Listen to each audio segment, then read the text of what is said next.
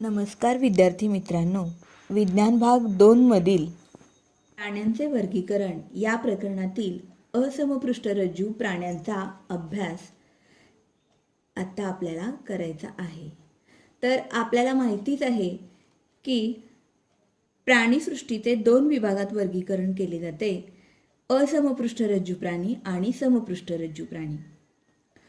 असमपृष्ठरज्जू प्राणी हा 10 संघामध्ये विभागले आहेत।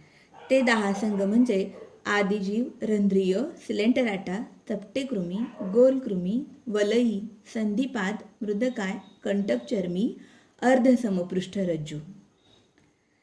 तर या असमपृष्ठरज्जू प्राण्यांमधील जे पहिले जे 4 संघ आहेत त्या संघांचा अभ्यास आपल्याला या व्हिडिओमध्ये करायचा आहे। तर आदिजीव या संघाचा आपण अभ्यास करत नाही, कारण सर्व बहुपेशीय प्राण्यांचा समावेश हा प्राणीसृष्टीमध्ये केलेला आहे। त्यामुळे पहिला प्राणी संघ रंध्रीय प्राणी संघ। तर या रंध्रीय प्राणी संघाची उदाहरणे सायकॉन स्पंज, स्पॉन्जिला, युस्पॉन्जिला, अंघोळीचा स्पंज। तर या प्राणी संघाची आता आपण वैशिष्ट्ये बघूया। बहुतेक सर्व प्राण्यांचे शरीर हे असममित असते, ते पेशी स्तर प्रकारचे असतात, तर देहगुहाहीन प्राणी असतात। हे प्राणी बहुतेक समुद्रात आढळतात, तर काही गोड्या पाण्यात सुद्धा आढळतात।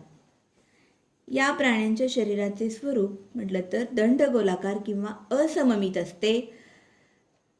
अत्यंत साध्या प्रकारची शरीररचना असलेले प्राणी हे असतात, त्यांना स्पंज म्हणतात।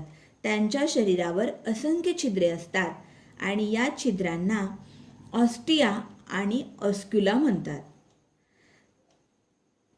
त्यांचे प्रचलन हे प्राणी अधात्रेशी संलग्न असल्यामुळे त्यांचे प्रचलन होत नाही, म्हणून त्यांना आपण स्थानबद्ध प्राणी असे आपण म्हणतो। त्यांच्यातील प्रजनन हे मुकुलायन या अलैंगिक पद्धतीने होते किंवा लैंगिक पद्धतीने होते। त्यांच्यामध्ये पुनर्जनन क्षमता ही मोठ्या प्रमाणात असते। त्यांचं वैशिष्ट्य जर सांगायचं म्हटलं तर त्यांच्या शरीरामध्ये वैशिष्ट्यपूर्ण अशा कॉलर पेशी असतात आणि त्यांच्या मदतीने हे प्राणी शरीरामध्ये पाण्याला प्रवाहित करतात। यांच्या स्पंजसारख्या शरीरास कंटिकांचा आधार असतो। कंटिका या कॅल्शियम कार्बोनेट किंवा सिलिकाच्या बनलेल्या असतात। त्यांच्या शरीरात घेतले गेलेल्या पाण्यातील लहान सजीव व पोषक द्रव्याचे ते भक्षण करतात। ऑस्टिया या छिद्राद्वारे पाणी शरीरात घेतले जाते आणि ऑस्क्युला नावाच्या छिद्राद्वारे पाणी बाहेर सोडले जाते। उदाहरणं आपण बघितलेलीच आहेत, सायकॉन, युस्पॉन्जिया इत्यादी।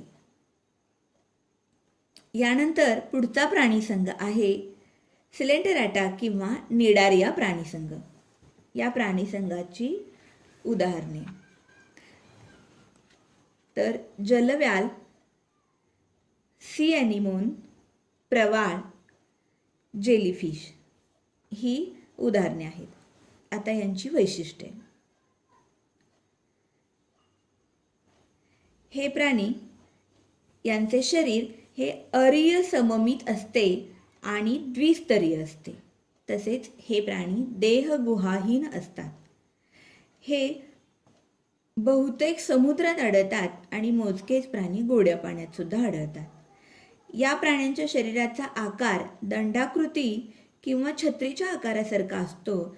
दंडाकृती शरीर असेल तर बहुशुंडक आणि छत्रीच्या आकाराचे शरीर असेल तर छत्रीक म्हणतात।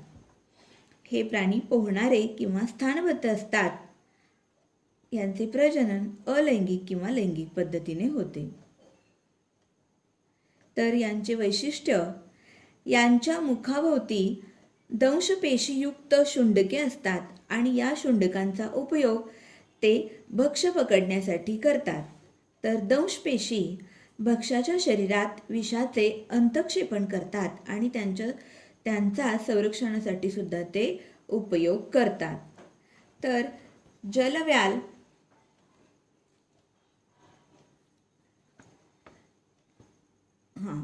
जलव्याल हा दंडाकृती आकाराचा असतो, तर जेलीफिश हा बहुछत्रिक या आकाराचा असतो. जेलीफिश या प्राण्याबरोबर आपला संपर्क आल्यास आपल्या शरीराचा दाह होतो, कारण त्याच्या मुखाभोवती दंशपेशीयुक्त शुंडके असतात आणि ते दंशपेशी भक्ष्याच्या शरीरामध्ये विषाचे अंतक्षेपण करतात.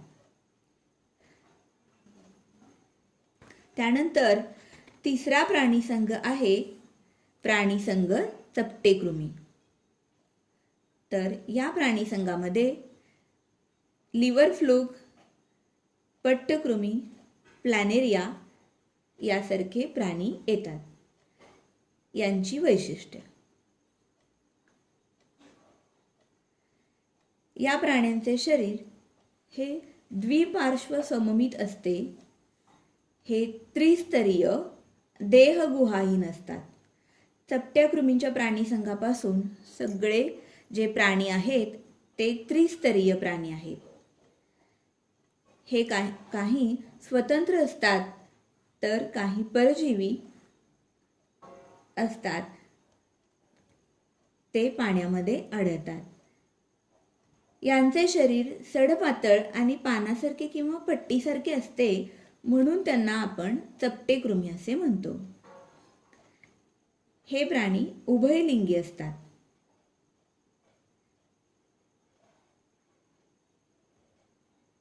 यांची वैशिष्ट्ये: त्यांचे शरीर हे सडपातळ आणि पानासारखे किंवा पट्टीप्रमाणे असते, चपटे असते, म्हणून त्यांना आपण चपटेकृमी म्हणतो.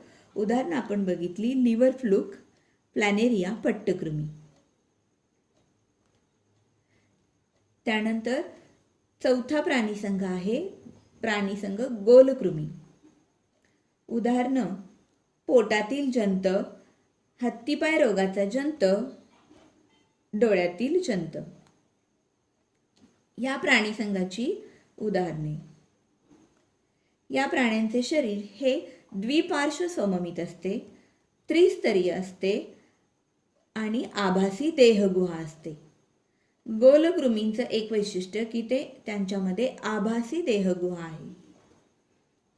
हे प्राणी स्वतंत्र राहणारे किंवा अंतःपरजीवी असतात. स्वतंत्र राहणारे प्राणी हे जलवासी किंवा भूचर असू शकतात. यांचे शरीर लांबट बारीक धाग्यासारखे किंवा दंडगोलाकार असते, म्हणून त्यांना आपण गोलकृमी असे म्हणतो. त्यांचे प्रचलन पोहणे. हे प्राणी एकलिंगी असतात. त्यांचं वैशिष्ट्य म्हणजे या प्राण्यांचे शरीर अखंडित असून त्याभोवती भक्कम उपचर्म असते. उदाहरणं: पोटातील जंत, हत्तीपाय रोगाचा जंत, डोळ्यातील जंत इत्यादी. थँक्यू.